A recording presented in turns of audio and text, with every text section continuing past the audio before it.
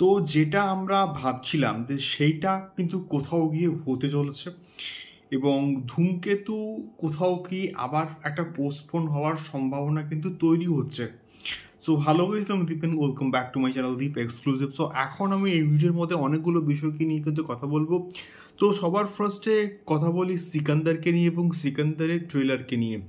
তো কালকের আলটিমেটলি কিন্তু মুক্তি পাচ্ছে মেগা মুভি সিকান্দার, তার অফিসিয়াল ট্রেলার, এবং সলমান খানের একটা প্রপার ওয়েতে কামব্যাক হোক, এটা আমরা প্রত্যেকে কিন্তু চাই এবং হবে, কামব্যাক হবে। এবং এআর মুরগাদাসের উপর আমার প্রচণ্ড কিন্তু ভরসা রয়েছে, তার কন্টেন্টের উপরে, তার গল্পের উপরে, এবং যে খবরটা উঠে আসছে এটার ডিউরেশন কিন্তু হচ্ছে প্রায় 3 মিনিটের ওপরে, প্রায় 3 মিনিট 35 সেকেন্ড মতো কিন্তু হবে এটার অফিসিয়াল ট্রেলার, এবং বেশ লম্বা একটা ট্রেলার।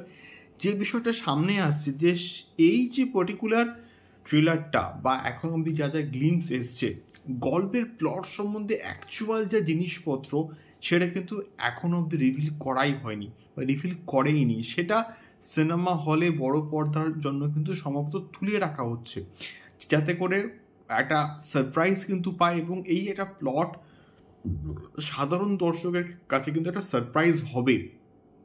দেখা যাক কি হয়। ট্রেলারের উপরে কিন্তু সিকান্দারের ভবিষ্যৎ অনেকটা কিন্তু ডিপেন্ড করছে। দ্বিতীয়ত যদি কথা বলি ভূত বাংলাকে নিয়ে, ভূত বাংলা অক্ষয় কুমারের কেরিয়ার পাল্টে দিতে পারে, এবং সেটা অবশ্যই প্রিয়দর্শন স্যারের হাত ধরে কিন্তু হতে পারে। তো যে বিষয়টা সামনে আসে যে ভূত বাংলাতে কিন্তু একটা ক্যামিও থাকবে, কার না, রামচরণের, এমন খবর কিন্তু উঠে আসছে, এবং অলরেডি কিন্তু রামচরণ লোকেশনে পৌঁছে শ্যুটও নাকি শুরু করে দিয়েছেন, এমনটাও কিন্তু খবর উঠে আসছে।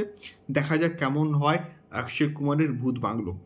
তৃতীয়ত যদি কথা বলি ধূমকেতুকে নিয়ে, দেবদার ধূমকেতু মুক্তি পাওয়ার কথা ছিল যে 16 মে, এবং এটা আমি কিন্তু বলেছিলাম যে যতক্ষণ না অবধি দেবদার তরফ থেকে একটা প্রপার ওয়েতে কনফার্মেশনস আসে, তো ততক্ষণ এই ইনফরমেশনস, এই তথ্য, রানা সরকারের স্টেটমেন্ট, এগুলোর উপর বিশ্বাস করা একদমই কিন্তু উচিত নয়।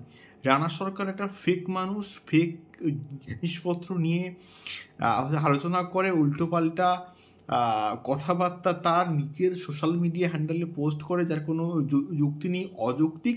তো সেই জন্য আমি বলছিলাম যে দেবদা বা দেব এন্টারটেনমেন্ট ভেঞ্চার যতক্ষণ না অবধি অফিসিয়ালভাবে পোস্ট করে ততদিন ধূমকেতুর ভবিষ্যৎ অনিশ্চিত। তো 16 মে মুক্তি পাওয়ার কথা, মোটামুটি এখন যা আমরা আন্দাজ করছি বা প্রেডিকশন করছি, 16 মে মুক্তি পেতে গেলে এখন থেকে এটা গ্র্যান্ড প্রমোশন করে দেওয়া কিন্তু উচিত, বাট কোনো কিছু কিন্তু প্রমোশন হচ্ছেই না। এই যে দেব এবং শুভশ্রীকে আমরা দেখবো আবার কৌশিক গাঙ্গুলির ডিরেকশনে, সেইটা আদৌ হবে কিনা আমি সত্যি বলতে জানি না, বাট স্টিল যদি বড় উইন্ডোকে ধরা হয় তাহলে কিন্তু পুজো এবং ক্রিসমাস প্রত্যেকটা কিন্তু মোটামুটি লকড। তো আসলে তাহলে কবে আসবে? অগাস্টে আসবে, এবং অগাস্টে আসলে পুজোর মাস কিন্তু স্টার্ট হচ্ছে মোটামুটি সেপ্টেম্বরের এন্ড থেকে। কোথাও গিয়ে এটা একটা প্রচণ্ড কনফিউজিং একটা বিষয়, এবং আমার মনে হয় যে ধূমকেতু ভবিষ্যৎ এখনো অবধি অনিশ্চিত হয়ে গেল।